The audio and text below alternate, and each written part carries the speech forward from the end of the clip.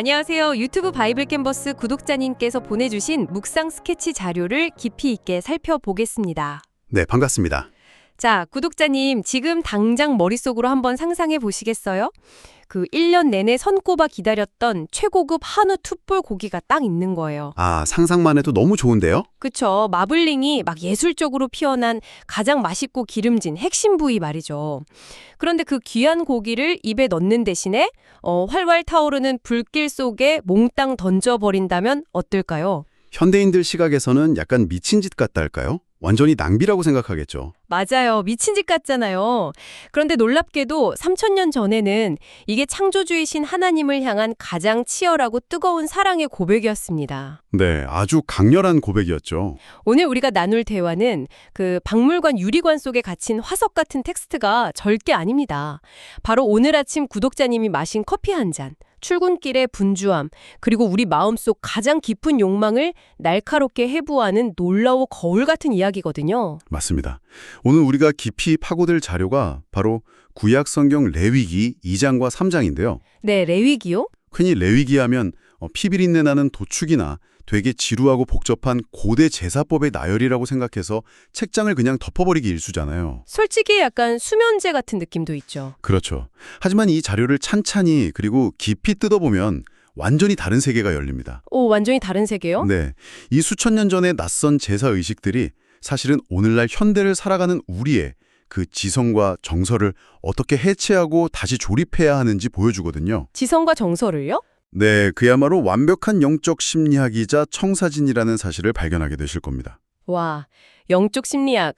어제 우리가 다뤘던 레위기 1장의 핵심이 바로 번제였잖아요. 네, 번제였죠? 제물의 모든 것을 제단 위에서 남김없이 불태우는 하나님을 향한 거시적이고 전적인 헌신을 의미했는데요. 맞습니다. 아주 전적인 헌신이죠. 그런데 번제가 약간 생사를 건 거창한 결단처럼 느껴진다면 오늘 살펴볼 2장과 3장은 막담 냄새가 짙게 밴 우리의 평범한 일상으로 시선을 확 돌리더라고요. 그렇죠. 방향이 조금 다릅니다. 그래서 오늘의 미션은 아주 분명합니다.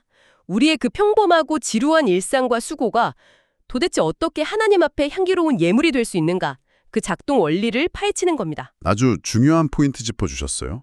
번제가 존재 전체를 드리는 어떤 방향성이라면 오늘 다룰 제사들은 우리가 매일 그 키보드를 두드리는 일터나 설거지를 하는 주방, 아, 진짜 찐 일상이네요. 네, 그리고 수많은 사람들과 부대끼는 그 관계 속에서 헌신을 어떻게 구체적인 행동으로 번역해낼 것인가를 다루거든요. 네네. 그러니까 일상이 어떻게 예배가 되는가에 대한 아주 세밀한 기술서라고 볼 수 있는 거죠. 자, 이 부분을 한번 자세히 풀어보죠. 첫 번째로 등장하는 게 레위기 2장의 소제입니다. 네, 곡식을 드리는 제사죠. 맞아요. 소제는 번제나 화목제랑 다르게 동물의 피를 흘리지 않고 곡식을 바치더라고요.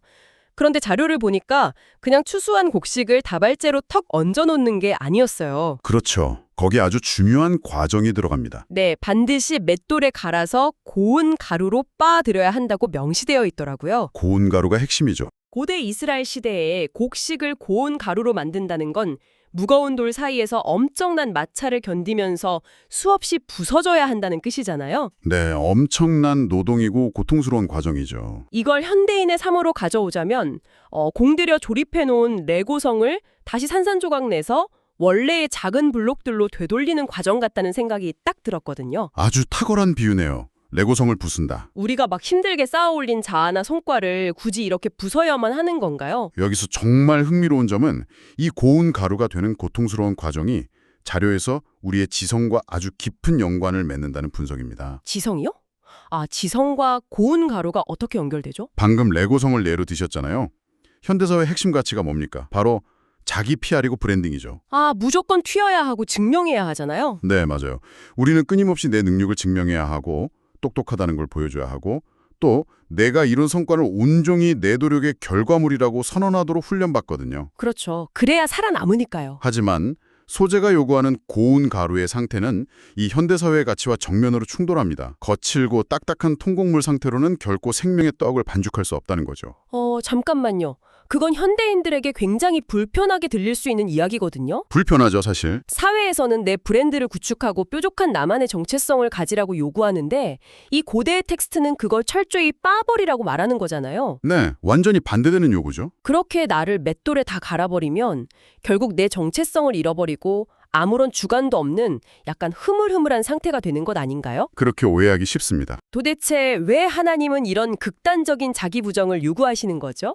그게 정체성을 잃어버리는 것이 아니라 오히려 나 홀로 모든 것을 해낼 수 있다는 그 거짓된 환상을 깨뜨리는 겁니다. 거짓된 환상이요? 네, 지적 교만과 자아의 허상 말이죠. 말씀의 맷돌, 그 무거운 진리의 돌덩이 아래에 내 고집을 밀어넣을 때 두 돌이 부딪히는 엄청난 마찰열과 고통이 발생하겠죠. 아, 상상만 해도 아프네요. 그렇죠. 하지만 그 과정을 통해서만 우리는 진짜 진실을 마주하게 됩니다. 어떤 진실이죠?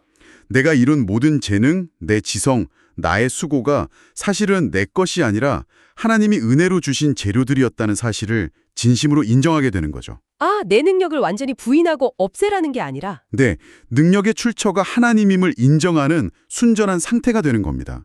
참된 지성은 바로 그 부서짐의 자리에서 비로소 시작된다는 걸 말해주는 거죠. 아, 맷돌 아래서 깎여나가는 건 나의 진짜 가치가 아니라 내 속의 교만과 착각이었군요. 정확합니다. 부서진다는 것의 의미가 완전히 새롭게 다가옵니다.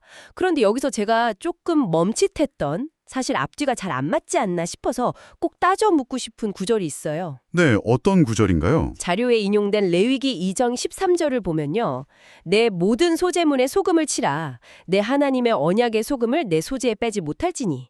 이렇게 아주 단호하게 명령하십니다. 네, 소금을 반드시 치라고 하죠. 그리고 연이어서 누룩과 꿀은 절대 넣지 말라고 강하게 금지하거든요. 맞아요. 극명한 대비가 나오죠. 아니 벌꿀은 고대 근동에서 구할 수 있는 막 가장 비싸고 달콤한 최고급 식자료 아닙니까? 그렇죠. 귀한 거죠. 하나님께 드리는 예물이면 당연히 가장 달콤하고 좋은 꿀을 바치는 게 상식적인데 왜 꿀을 거부하고 하필 짜디짠 소금을 넣으라는 건가요? 아주 예리한 지적인데요.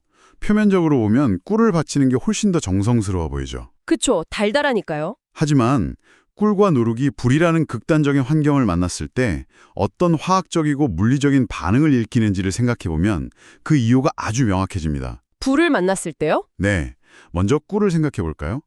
꿀은 입에는 한없이 달콤하지만 재단 위에서 불에 닿는 순간 어떻게 될까요? 엄청 타오르지 않을까요? 끈적끈적하게 녹아내리면서 새까맣게 타고 결국 지독한 연기와 악취를 뿜어냅니다. 아, 악취가 나겠네요, 진짜. 영적으로 볼 때 꿀은 세상이 주는 쾌락, 세속적인 동기, 혹은 나를 기분 좋게 만드는 얄팍하고 감정적인 동기를 상징하거든요. 와, 얄팍한 동기. 평소에는 달콤한 헌신처럼 보이지만 삶의 시련이라는 불이 탁 떨어지면 가장 먼저 변질되어서 악취를 풍기는 그런 인간적인 열심을 의미하는 겁니다. 와, 꿀이 타오를 때 그 끈적함과 악취. 세속적인 동기가 시험을 만났을 때 어떻게 변질되는지를 보여주는 진짜 완벽한 시각적 비유네요. 아주 소름 돋는 비유죠. 그럼 누룩은 어떤 심리적 기제를 상징하는 건가요? 누룩은 아주 적은 양으로도 반죽을 엄청나게 부풀리잖아요.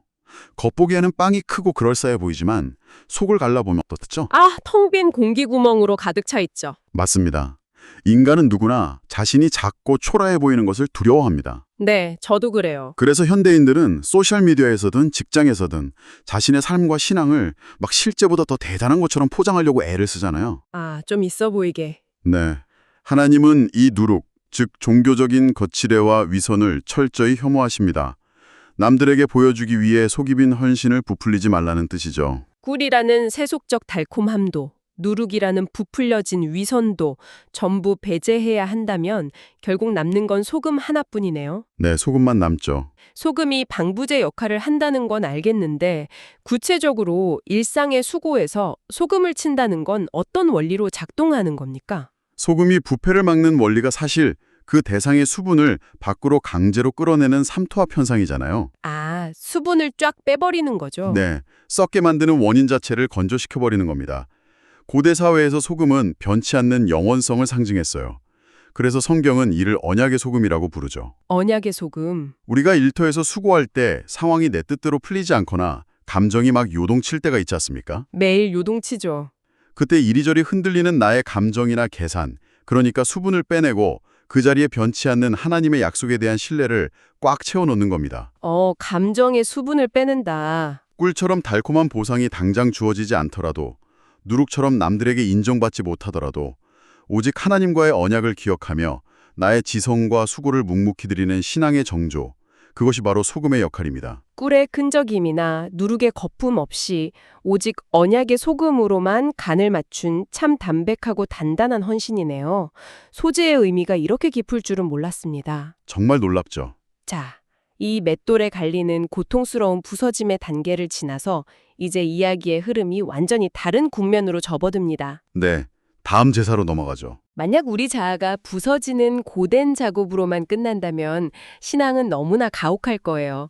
하지만 하나님은 우리를 가루 상태로 그냥 내버려 두시고 축제 식탁으로 초대하십니다. 맞습니다. 여기서부터 이야기가 정말 흥미로워지는데요. 바로 레위기 3장의 화목제입니다. 네, 소제가 수고로움과 순전함을 다룬다면 화목제는 하나님과 예배자가 제물을 함께 나누어 먹는 엄청난 기쁨의 교제를 다루거든요. 고개를 탁 갸웃했어요. 어떤 부분에서요? 레위기 3장 16절에 보면 모든 기름은 여호와의 것이니라 라는 선언이 나오더라고요. 네, 핵심 구절이죠. 아까 제가 오프닝에서 한우 툭불 고기 이야기로 시작했잖아요. 같이 고기를 나누어 먹는 잔치라면서요. 그렇죠. 나눠 먹어야죠. 그런데 왜 동물 내장을 덮고 있는 그 기름진 부위? 고대인들에게 가장 귀하고 맛있는 최고급 에너지원인 이 기름을 사람이 먹지 못하게 하셨을까요? 다 태워버리라고 하시죠? 전부 제단에 올려서 하나님께 불살라 바쳐야 했던 이유가 너무 궁금합니다. 현대의 막 다이어트 강박에 시달리는 우리는 약간 기름은 혈관에 안 좋으니까 당연히 태워버리는 게 낫지 라고 농담처럼 넘길 수도 있겠습니다만, 그렇죠. 지방은 빼야죠. 근데 칼로리가 늘 부족했던 고대 유목사회에서 이 기름이 갖는 위상은 지금과 완전히 다릅니다. 완전 귀했겠네요. 이것을 더 큰 그림과 연결해 본다면 고대 근동에서 기름은 생명의 에너지가 가장 짙게 응축된 곳, 재물 중에서 가장 값비싸고 귀한 최상급 부위를 뜻했거든요. 그러니까 그 시대 사람들에게 기름을 태운다는 건 자신들이 누릴 수 있는 가장 폭발적인 에너지와 최고의 즐거움을 포기한다는 뜻이군요. 정확합니다. 이것을 영적인 심리학으로 번역하면 기름은 우리 내면의 가장 깊고 뜨거운 곳, 즉 정서를 상징합니다. 정서요? 마음의 온도 같은 건가요? 네, 사람이 무엇을 가장 사랑하고 무엇에 가장 뜨겁게 가슴이 뛰며 에너지를 쏟는가 하는 문제죠. 아, 네네. 현대 사회는 끊임없이 우리에게 속삭이잖아요.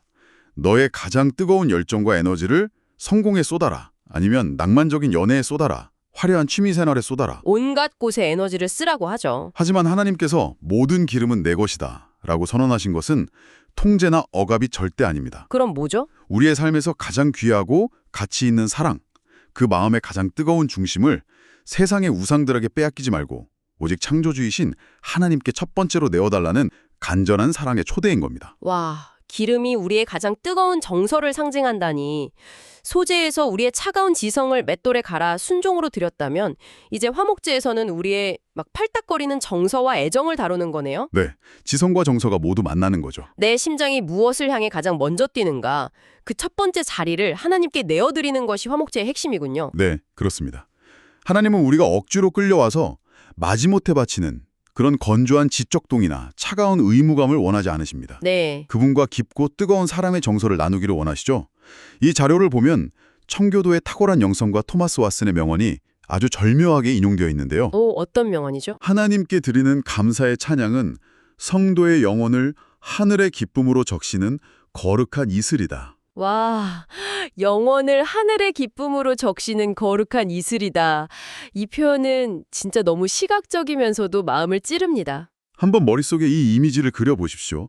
현대인들의 마음은 스트레스와 경쟁으로 마치 쩍쩍 갈라진 사막처럼 메말라 있잖아요. 완전 바싹 말라 있죠. 그런데 우리가 내 마음의 가장 귀한 기름, 즉 뜨거운 애정을 하나님께 다 올려드리는 순간 우리 내면은 더 이상 광야가 아닙니다. 아, 광야가 아니게 된다고요? 밤새 하늘로부터 촉촉하게 내려앉아서 풀잎마다 투명하게 맺혀있는 아침 동산의 이슬처럼 세상이 줄 수 없는 따뜻한 감격과 기쁨이 영혼을 적시는 상태가 되거든요. 와, 너무 아름답네요. 우리가 어떻게 이런 완벽한 화목의 기쁨을 누릴 수 있을까요? 바로 예수 그리스도께서 십자가 위에서 자신을 온전히 태워 단번에 드려진 화목제물이 되셨기 때문입니다. 아, 예수님이 직접 화목제물이 되신 거군요. 네, 그분의 찢기심 덕분에 우리는 아무 두려움 없이 하나님의 축제 식탁에 앉아서 이 거룩한 이슬을 매일 아침 맞이할 수 있게 된 것입니다. 우리가 먼저 뜨거운 마음에 기름을 올려드리면 하나님은 하늘의 기쁨이라는 이슬로 우리의 메마른 영혼을 흠뻑 적셔주신다. 네, 완벽한 교환이죠. 번제의 거시적인 헌신으로 출발해서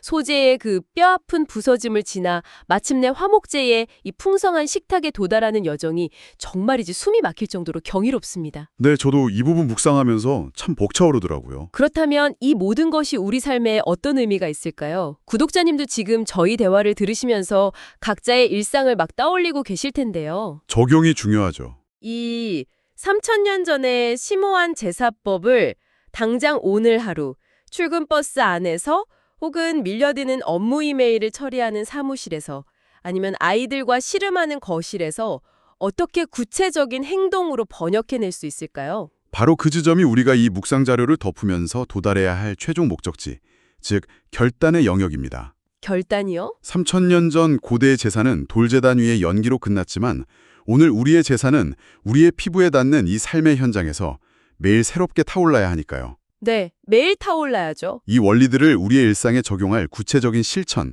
3가지를 제가 한번 제안해 보겠습니다. 오, 네. 아주 구체적인 시나리오일수록 좋습니다.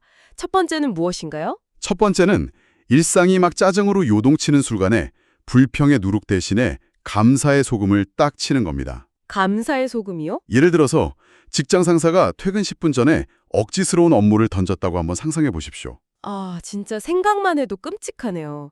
뒷목 잡죠. 그렇죠. 우리의 본성은 즉각적으로 끌어오르면서 내가 얼마나 피해자인지를 막 부풀리는 불평이라는 누룩을 섞거나 이 스트레스를 풀기 위해 세속적인 꿀을 찾기 마련이거든요. 술 한잔 하거나 뭐 충동 구매하거나 하잖아요. 네. 하지만 바로 그 찰나의 순간에 마음속으로 이렇게 선언하는 겁니다. 어떻게 선언하죠? 하나님, 나의 이 억울함과 피곤함마저도 주님 앞에 고운 가루로 부서지게 하소서. 비록 상황은 짜증나지만 여전히 나를 붙드시는 주님의 언약에 감사합니다. 라면서 감사의 소금을 톡톡 뿌려서 부패를 멈추는 겁니다. 와, 썩어가는 동기의 한가운데에 즉각적으로 감사의 소금을 뿌린다. 정말 탁월한 적용이네요. 두 번째 실천은요. 두 번째는 삐어진 관계 속에서 스스로 화목의 다리가 되어보는 것입니다. 화목의 달이요? 네, 혹시 누군가와의 오해로 대화가 단절되었거나 볼 때마다 마음이 엄청 무거워지는 사람이 있으신가요? 다들 한 명쯤은 있죠. 그때 내가 먼저 다가가서 미안하다고 혹은 이해한다고 평화의 손을 내미는 겁니다. 내 자아가 맷돌 아래서 빠져서 고운 가루가 되지 않고서는 결코 자존심을 굽힐 수 없는 일이거든요. 그렇죠. 뻣뻣한 상태로는 절대 안 굽혀지죠. 하지만 예수님이 친히 화목제물이 되셨듯이 나도 내 일상의 작은 관계망 속에서 하나님의 평화를 전하는 작은 제물이 되어보는 겁니다. 맞습니다. 고운 가루만 되지 않은 뾰족한 상태로는 절대 남을 부드럽게 품을 수 없죠. 마지막 세 번째 적용은 아까 말씀하신 그 기름과 관련된 거겠군요. 네, 그렇습니다. 세 번째는 내 삶의 기름, 즉 나의 에너지와 시간 중 가장 좋은 것을 하나님께 우선적으로 구별하여 드리는 거룩한 습관입니다. 가장 좋은 것을 드린다. 많은 그리스도인들이 하루 종일 세상 일의 모든 진을 다 빼고 잠들기 직전에 피곤한 자투리 시간, 즉 찌꺼기 시간을 하나님께 드리는 경우가 많잖아요. 아, 저도 맨날 졸면서 성경 보거든요. 하지만 화목제의 원리는 다릅니다. 하루 중 내 체력이 가장 맑고 좋은 시간, 내 마음의 정서가 가장 온전한 골든타임을 주님과 교제하는 말씀과 기도의 시간으로 먼저 떼어드리는 것. 아, 골든타임을요? 네, 그것이 바로 현대적인 의미에서 내 삶의 가장 좋은 기름을 제단에 태워 올려드리는 참된 예배자의 결단입니다. 와, 뼈를 때리는 말씀이네요. 남는 찌꺼기가 아니라 내 삶의 가장 신선한 기름을 기꺼이 올려드려야겠다는 엄청 강한 도전을 받습니다. 네, 정말 중요한 적용이죠. 구독자님께서도 이 대화를 통해 오늘 하루를 어떻게 살아내야 할지 마음속에 단단한 결단이 딱 세워졌으리라 믿습니다. 그러셨으면 좋겠습니다. 자, 이제 오늘 우리가 깊이 파고든 내용의 핵심을 한 줄로 한번 꿰어보겠습니다. 우리는 오늘 바이블 캔버스 구독자님이 보내주신 자료를 통해서 일상의 예배가 무엇인지 해부해 보았는데요. 네, 나의 뾰족한 교만과 자아를 진리의 맷돌로 갈아내어 고운 가루로 만드는 지성의 훈련, 그리고 썩어가는 상황 속에서도 언약을 신뢰하며 뿌리는 감사의 소금, 맞습니다. 또 화려한 누룩의 위선과 끈적이는 꿀의 쾌락을 과감히 잘라내는 순전함. 더 나아가 내 심장에 뛰는 가장 뜨거운 사랑과 애정의 기름을 세상이 아닌 하나님께 가장 먼저 올려드릴 때 네, 그때 비로소 우리는 마침내 영혼을 흠뻑 적시는 하늘의 거룩한 이슬을 맛보는 그 화목의 기쁨에 도달하게 된다는 것을 확인했습니다. 완벽한 요약이네요. 이 모든 깊은 묵상을 마치면서 오늘 대화를 함께 하신 구독자님께 마지막으로 아주 묵직한 생각거리 하나를 좀 던져드리고 싶습니다. 오, 어떤 질문인가요? 우리는 앞서 언약의 소금을 쳐서 우리의 일상을 보존해야 한다고 이야기했잖아요. 네, 부패를 막아야 한다고 했죠. 그런데 소금의 또 다른 강력한 특징을 아십니까? 바로 소금이 상처에 닿았을 때 일어나는 반응입니다. 아, 상처 위에 소금이요. 네. 우리의 고집과 자아가 맷돌에 갈려 고운 가루가 되는 과정은 사실 엄청난 상처요.